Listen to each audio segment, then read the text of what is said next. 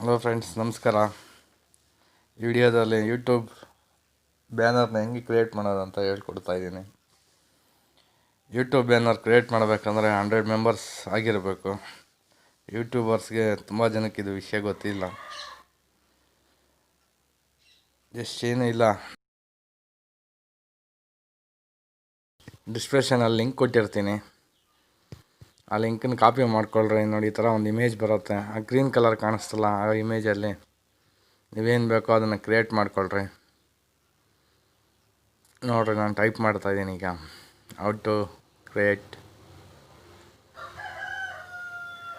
YouTube banner ಅಂತ.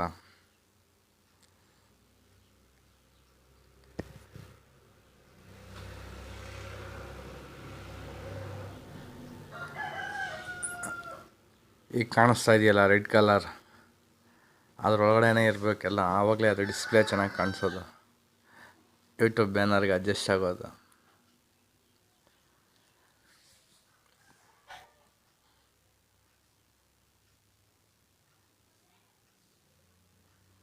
ನೋಡ್ರಿ, zoom ಮಾಡಿ ತೋರಿಸ್ತಾ ಇದ್ದೀನಿ. ಮತ್ತು ಅದಕ್ಕೊಂದು ನಾನೇ ಕ್ರಿಯೇಟ್ ಮಾಡಿ ಇಟ್ಕೊಂಡಿರೋಂಥ ಒಂದು ಲೋಗೋನ ಆ್ಯಡ್ ಮಾಡ್ತಾಯಿದ್ದೀನಿ.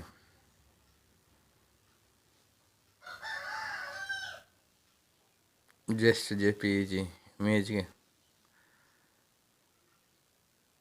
ಕೊಟ್ಟು ಸೇವ್ ಮಾಡಿಕೊಂಡ್ರೆ ಸೇವ್ ಆಗಿಬಿಡತ್ತೆ.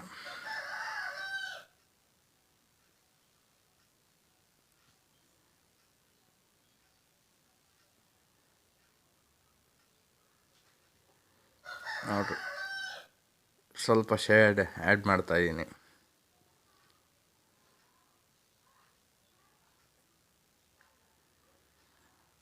ಈ ರೀತಿಯಾಗಿ ಬ್ಯಾನರ್ನ ಕ್ರಿಯೇಟ್ ಮಾಡ್ಕೊಬೇಕಾಗತ್ತೆ.